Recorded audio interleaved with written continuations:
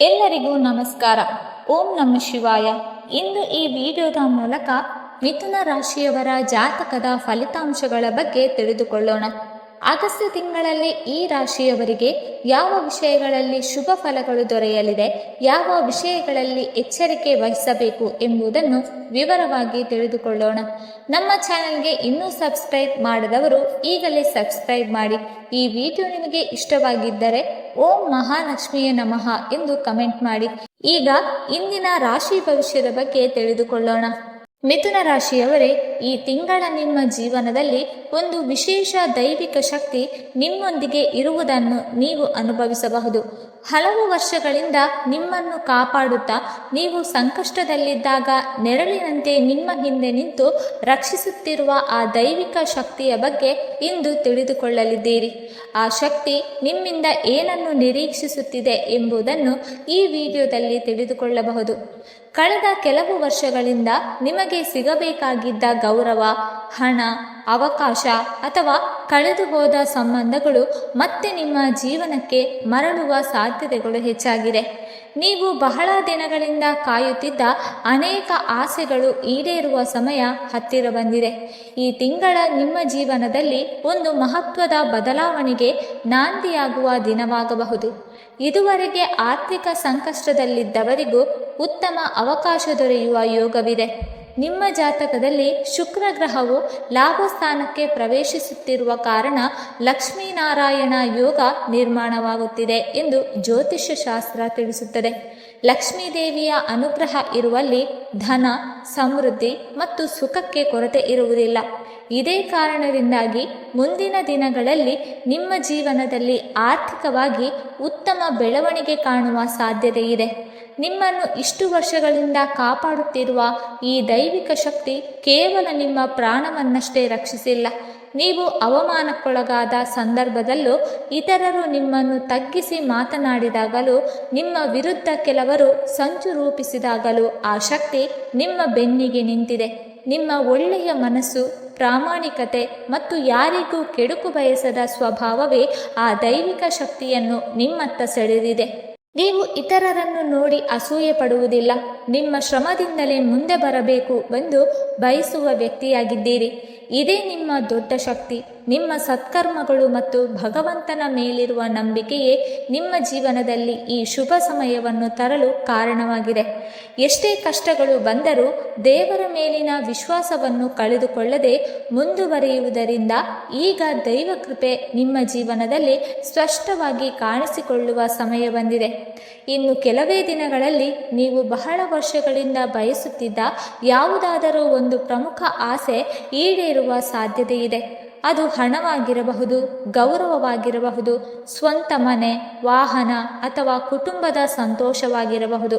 ನಿಮ್ಮ ಆಲೋಚನೆಗಳಲ್ಲಿ ಸಕಾರಾತ್ಮಕತೆ ಹೆಚ್ಚಾಗುತ್ತದೆ. ನೀವು ಕೈಗೆತ್ತಿಕೊಳ್ಳುವ ಕೆಲಸದಲ್ಲಿ ಯಶಸ್ಸು ದೊರೆಯುವ ಸಾಧ್ಯತೆಗಳು ಹೆಚ್ಚಾಗುತ್ತದೆ.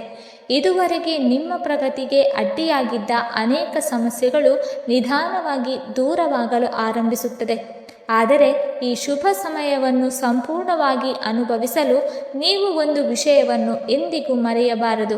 ದೈವದ ಮೇಲೆ ಸಂಪೂರ್ಣ ನಂಬಿಕೆ ಇಟ್ಟು ನಿಮ್ಮ ಒಳ್ಳೆಯತನವನ್ನು ಕಾಪಾಡಿಕೊಂಡು ಮುಂದೆ ಸಾಗಬೇಕು. ಆಗ ಮಾತ್ರ ನಿಮ್ಮ ಜೀವನದಲ್ಲಿ ಬರಲಿರುವ ಈ ಶುಭ ಯೋಗವು ಇನ್ನಷ್ಟು ಫಲಪ್ರದವಾಗುತ್ತದೆ. ಇನ್ನೂ ಒಂದು ಮುಖ್ಯ ವಿಷಯವನ್ನು ತಿಳಿದುಕೊಳ್ಳೋಣ. ಈ ದೈವಿಕ ಶಕ್ತಿ ನಿಮ್ಮ ಮೇಲೆ ಅಪಾರ ಕೃಪೆ ಇಟ್ಟಿದ್ದರೂ ಒಂದು ವಿಷಯದಲ್ಲಿ ಮಾತ್ರ ಅದು ನಿಮ್ಮಿಂದ ಎಚ್ಚರಿಕೆಯನ್ನು ನಿರೀಕ್ಷಿಸುತ್ತಿದೆ. ಅದು ಏನೆಂದರೆ, ನಿಮ್ಮ ಸುತ್ತಮುತ್ತ ಇರುವ ಎಲ್ಲರನ್ನು ನೀವು ಸುಲಭವಾಗಿ ನಂಬುವ ಸ್ವಭಾವವನ್ನು ಹೊಂದಿದ್ದೀರಿ.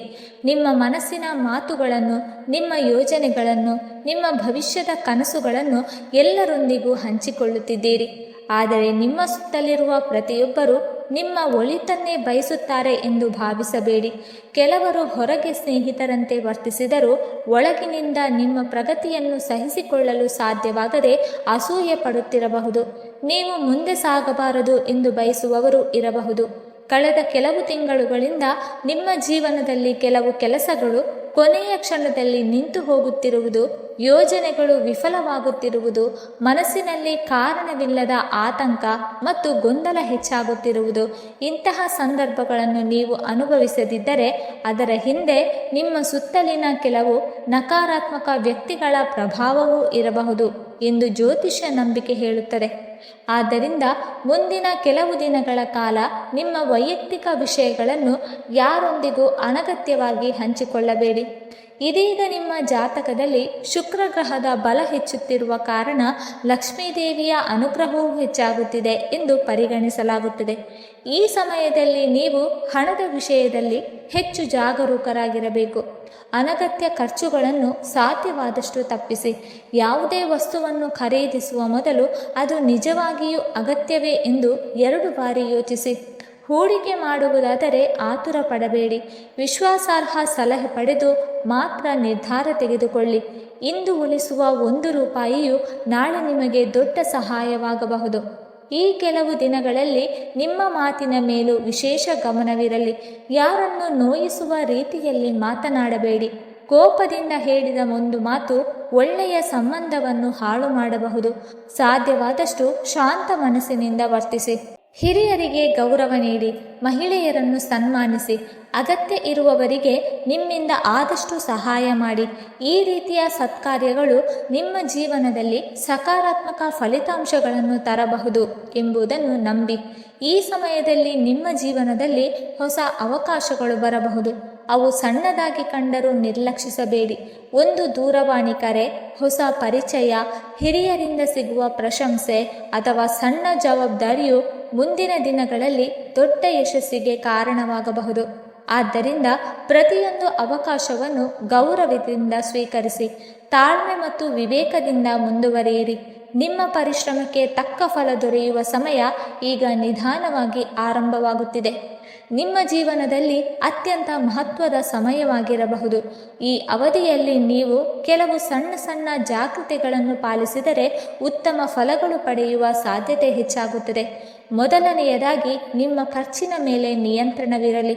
ಅಗತ್ಯವಿಲ್ಲದ ವಸ್ತುಗಳಿಗೆ ಹಣ ಖರ್ಚು ಮಾಡಬೇಡಿ. ಯಾವುದೇ ಖರೀದಿ ಮಾಡುವ ಮೊದಲು ಅದು ನಿಜವಾಗಿಯೂ ನಮಗೆ ಅಗತ್ಯವಿದೆಯೇ ಎಂದು 2-3 ಬಾರಿ ಯೋಚಿಸಿ. ಹಣವನ್ನು ಉಳಿಸುವ ಅಭ್ಯಾಸವೇ ಮುಂದಿನ ದಿನಗಳಲ್ಲಿ ನಿಮಗೆ ಹೆಚ್ಚಿನ ಲಾಭವನ್ನು ತರುತ್ತದೆ. ಆಹಾರವನ್ನು ವ್ಯರ್ಥ ಮಾಡಬೇಡಿ.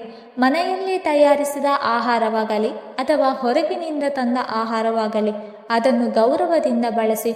ನಮ್ಮ ಸಂಪ್ರದಾಯದ ಪ್ರಕಾರ ಅನ್ನವನ್ನು ಗೌರವಿಸುವ ಸ್ಥಳದಲ್ಲಿ ಲಕ್ಷ್ಮೀದೇವಿಯ ಕೃಪೆ ನೆಲೆಸುತ್ತದೆ ಎಂದು ನಂಬಲಾಗುತ್ತದೆ. ನೀವು ಬಳಸುವ ವಾಹನ, ಮನೆ ಮತ್ತು ದೈನಂದಿನ ವಸ್ತುಗಳನ್ನು ಸ್ವಚ್ಛವಾಗಿ ಇಟ್ಟುಕೊಳ್ಳಿ. ವಾಹನವನ್ನು ನಿಯಮಿತವಾಗಿ ಸ್ವಚ್ಛಗೊಳಿಸಿ. ಮನೆಯಲ್ಲೂ ಶುಚಿತ್ವ ಕಾಪಾಡಿಕೊಳ್ಳಿ. ಇಂತಹ ಉತ್ತಮ ಅಭ್ಯಾಸಗಳು ಸಕಾರಾತ್ಮಕ ವಾತಾವರಣವನ್ನು ನಿರ್ಮಿಸಲು ಸಹಾಯ ಮಾಡುತ್ತದೆ. ಮುಂದಿನ ಕೆಲವು ದಿನಗಳಲ್ಲಿ ನಿಮ್ಮ ಬಾಯಿಯಿಂದ ಯಾರನ್ನೂ ನೋಯಿಸಬೇಡಿ. ಮಾತುಗಳು ಹೊರಬರದಂತೆ ಎಚ್ಚರವಹಿಸಿ. ಕೋಪದಿಂದ ಅಥವಾ ಅಹಂಕಾರದಿಂದ ಮಾತನಾಡಿದರೆ ಒಳ್ಳೆಯ ಅವಕಾಶಗಳು ಕೈತಪ್ಪುವ ಸಾಧ್ಯತೆ ಇದೆ. ಈ ಸಮಯದಲ್ಲಿ ನಿಮ್ಮ ಜೀವನಕ್ಕೆ ಹೊಸ ವ್ಯಕ್ತಿಯೊಬ್ಬರು ಅಥವಾ ಹೊಸ ಅವಕಾಶವೊಂದು ಬರಬಹುದು. ಅದು ಕಚೇರಿಯಲ್ಲಿ ಮೇಲಾಧಿಕಾರಿಯಿಂದ ಸಿಗುವ ಪ್ರಶಂಸೆಯಾಗಿರಬಹುದು, ಹೊಸ ಕೆಲಸದ ಅವಕಾಶವಾಗಿರಬಹುದು, ಅಥವಾ ಯಾರಾದರೂ ನಿಮ್ಮ ಪ್ರತಿಭೆಯನ್ನು ಗುರುತಿಸಿ ಮೆಚ್ಚುಗೆ ವ್ಯಕ್ತಪಡಿಸಬಹುದು. ಇಂತಹ ಅವಕಾಶಗಳನ್ನು ಸಣ್ಣದು ಎಂದು ನಿರ್ಲಕ್ಷಿಸಬೇಡಿ. ವಿಶೇಷವಾಗಿ ಮಹಿಳೆಯರ ಮಾತಿಗೆ ಗೌರವ ನೀಡಿ. ಹಿರಿಯರನ್ನು ಸನ್ಮಾನಿಸಿ. ನಿಮ್ಮಿಂದ ಆದಷ್ಟು ಬಡವರಿಗೆ, ಅಗತ್ಯ ಇರುವವರಿಗೆ ಸಹ ಸಹಾಯ ಮಾಡಿ. ದಾನ ಧರ್ಮ ಮಾಡುವ ಮನೋಭಾವವು ನಿಮ್ಮ ಜೀವನದಲ್ಲಿ ಶುಭ ಫಲಗಳನ್ನು ಹೆಚ್ಚಿಸುತ್ತದೆ ಎಂದು ಪರಂಪರೆಯಲ್ಲಿ ಹೇಳಲಾಗಿದೆ. ಇನ್ನೊಂದು ಮುಖ್ಯ ವಿಷಯ ಏನೆಂದರೆ, ಮುಂದಿನ ಕೆಲವು ದಿನಗಳ ಕಾಲ ಯಾರಿಂದಲೂ ಅನಗತ್ಯ ಉಡುಗೊರೆಗಳು ಅಥವಾ ಪರಿಚಯವಿಲ್ಲದ ವಸ್ತುಗಳನ್ನು ಸ್ವೀಕರಿಸುವಾಗ ಜಾಗರೂಕರಾಗಿರಿ. ಯಾರ ಮೇಲೂ ಅತಿಯಾದ ನಂಬಿಕೆ ಇಟ್ಟುಕೊಳ್ಳಬೇಡಿ. ನಿಮ್ಮ ವಿವೇಕದಿಂದಲೇ ನಿರ್ಧಾರಗಳನ್ನು ತೆಗೆದುಕೊಳ್ಳಿ. ಹಳೆಯ ಸಾಲ ಪಾವತಿ ಅಥವಾ ಹಣದ ವ್ಯವಹಾರಗಳಲ್ಲಿ ದಾಖಲೆಗಳನ್ನು ಸರಿಯಾಗಿ ಪರಿಶೀಲಿಸಿ. ಆತುರದಲ್ಲಿ ಯಾವುದೇ ನಿರ್ಧಾರ ಮಾಡಬೇಡಿ. ನಿಮ್ಮ ಸುತ್ತಮುತ್ತಲಿರುವ ಕೆಲವರು ನಿಮ್ಮ ಪ್ರಗತಿಯನ್ನು ನೋಡಿ ಅಸೂಯೆ ಪಡಬಹುದು. ಆದ್ದರಿಂದ ನಿಮ್ಮ ಯೋಜನೆಗಳನ್ನು, ಆರ್ಥಿಕ ವಿಚಾರಗಳನ್ನು ಅಥವಾ ವೈಯಕ್ತಿಕ ವಿಚಾರಗಳನ್ನು ಎಲ್ಲರೊಂದಿಗೆ ಹಂಚಿಕೊಳ್ಳುವುದನ್ನು ತಪ್ಪಿಸಿ. ಈ ಸಮಯದಲ್ಲಿ ನೀವು ಹೆಚ್ಚು ಶಾಂತವಾಗಿ, ತಾಳ್ಮೆಯಿಂದ ಮತ್ತು ಆತ್ಮವಿಶ್ವಾಸದಿಂದ ಮುಂದುವರೆದರೆ ನಿಮ್ಮ ಅದೃಷ್ಟ ನಿಧಾನವಾಗಿ ನಿಮ್ಮ ಪರವಾಗಿ ತಿರುಗಲು ಆರಂಭಿಸುತ್ತದೆ.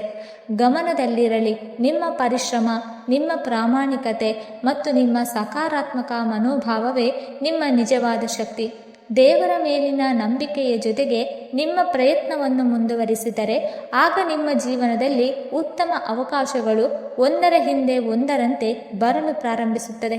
ಈಗ ಕೊನೆಯದಾಗಿ ನೀವು ಪಾಲಿಸಬೇಕಾದ ಕೆಲವು ಪ್ರಮುಖ ಸಲಹೆಗಳನ್ನು ತಿಳಿದುಕೊಳ್ಳೋಣ. ಮುಂದಿನ 4 ದಿನಗಳು ನಿಮ್ಮ ಜೀವನದಲ್ಲಿ ಬಹಳ ಮಹತ್ವದವು. ಈ ಸಮಯದಲ್ಲಿ ನಿಮ್ಮ ಮನಸ್ಸನ್ನು ಶಾಂತವಾಗಿಟ್ಟುಕೊಳ್ಳಿ. ಅನಗತ್ಯವಾಗಿ ಯಾರೊಂದಿಗೂ ವಾದ ವಿವಾದಕ್ಕೆ ಇಳಿಯಬೇಡಿ. ನಿಮ್ಮ ಕೆಲಸವನ್ನು ಪ್ರಾಮಾಣಿಕವಾಗಿ ಮಾಡಿ. ಉಳಿದದ್ದನ್ನು ದೇವರ ಇಚ್ಛೆಗೆ ಬಿಟ್ಟರೆ ಮಹಿಳೆಯರಿಗೆ ಗೌರವ ನೀಡಿ. ಮನೆಯ ಹಿರಿಯರನ್ನು ಸನ್ಮಾನಿಸಿ. ಸಾಧ್ಯವಾದರೆ ಬಡವರಿಗೆ, ಅನಾಥರಿಗೆ ಅಥವಾ ಅಗತ್ಯ ಇರುವವರಿಗೆ ಅನ್ನ, ಬಟ್ಟೆ ಅಥವಾ ನಿಮ್ಮಿಂದ ಆದಷ್ಟು ಸಹಾಯ ಮಾಡಿ. ಇಂತಹ ಸತ್ಕಾರ್ಯಗಳು ನಿಮ್ಮ ಜೀವನದಲ್ಲಿ ಸಕಾರಾತ್ಮಕ ಶಕ್ತಿಯನ್ನು ಹೆಚ್ಚಿಸುತ್ತದೆ. ಮುಂದಿನ ಕೆಲವು ದಿನಗಳಲ್ಲಿ ನಿಮಗೆ ಕೆಲವು ಶುಭ ಸೂಚನೆಗಳು ಕಾಣಿಸಬಹುದು. ಯಾವುದಾದರೂ ಒಳ್ಳೆಯ ಸುದ್ದಿ, ಹೊಸ ಕೆಲಸದ ಅವಕಾಶ, ಪ್ರಶಂಸೆ, ಉಡುಗೊರೆ ಅಥವಾ ನಿರೀಕ್ಷಿಸದ ಸಹಾಯ ದೊರಕಿದರೆ ಅದನ್ನು ದೇವರ ಆಶೀರ್ವಾದವೆಂದು ಸ್ವೀಕರಿಸಿ. ಸಣ್ಣ ಅವಕಾಶಗಳನ್ನು ನಿರ್ಲಕ್ಷಿಸಬೇಡಿ, ಏಕೆಂದರೆ ಅವೇ ಮುಂದಿನ ದೊಡ್ಡ ಯಶಸ್ಸಿಗೆ ದಾರಿ ಮಾಡಿಕೊಡುತ್ತದೆ. ಈ ಸಮಯದಲ್ಲಿ ನಿಮ್ಮ ಮನೆಯನ್ನು ಸ್ವಚ್ಛವಾಗಿಡಿ. ದೇವರ ಪೂಜೆಯನ್ನು ಭಕ್ತಿಯಿಂದ ಮಾಡಿ. ಲಕ್ಷ್ಮೀದೇವಿಯನ್ನು ಸ್ಮರಿಸಿ. ಸಾಧ್ಯವಾದರೆ ಶುಕ್ರವಾರ ಅಥವಾ ಶನಿವಾರ ತುಪ್ಪದ ದೀಪ ಹಚ್ಚಿ ದೇವಿಯನ್ನು ಆರಾಧಿಸುವುದು ಶುಭಕರ. ಇನ್ನೊಂದು ಪ್ರಮುಖ ವಿಷಯ ಏನೆಂದರೆ, ನಿಮ್ಮ ಜೀವನದಲ್ಲಿ ನಕಾರಾತ್ಮಕ ಮನೋಭಾವ ಹೊಂದಿರುವ ವ್ಯಕ್ತಿಗಳಿಂದ ಸ್ವಲ್ಪ ದೂರವಿರಿ. ನಿಮ್ಮ ಬೆಳವಣಿಗೆಯನ್ನು ಸಹಿಸದವರು ಅಥವಾ ಸದಾ ನಿರುತ್ಸಾಹಗೊಳಿಸುವವರ ಮಾತಿಗೆ ಹೆಚ್ಚು ಮಹತ್ವ ಕೊಡಬೇಡಿ. ನಿಮ್ಮ ಜಾತಕದ ಪ್ರಕಾರ ಆರ್ಥಿಕ ಪರಿಸ್ಥಿತಿ ನಿಧಾನವಾಗಿ ಉತ್ತಮವಾಗುವ ಸೂಚನೆಗಳು ಕಂಡುಬರುತ್ತಿದೆ. ಇದುವರೆಗೆ ಎದುರಿಸಿದ್ದ ಕೆಲವು ಸಮಸ್ಯೆಗಳು ಕ್ರಮೇಣ ಪರಿಹಾರವಾಗಬಹುದು. ಉದ್ಯೋಗ, ವ್ಯವಹಾರ ಅಥವಾ ಕುಟುಂಬದ ವಿಚಾರಗಳಲ್ಲಿ ಸಹ ಒಳ್ಳೆಯ ಬೆಳವಣಿಗೆಗಳು ಕಾಣಿಸಿಕೊಳ್ಳಬಹುದು. ಆದರೆ ನೆನಪಿರಲಿ, ಯಶಸ್ಸು ಕೇವಲ ಅದೃಷ್ಟದಿಂದ ಮಾತ್ರ ಬರುವುದಿಲ್ಲ.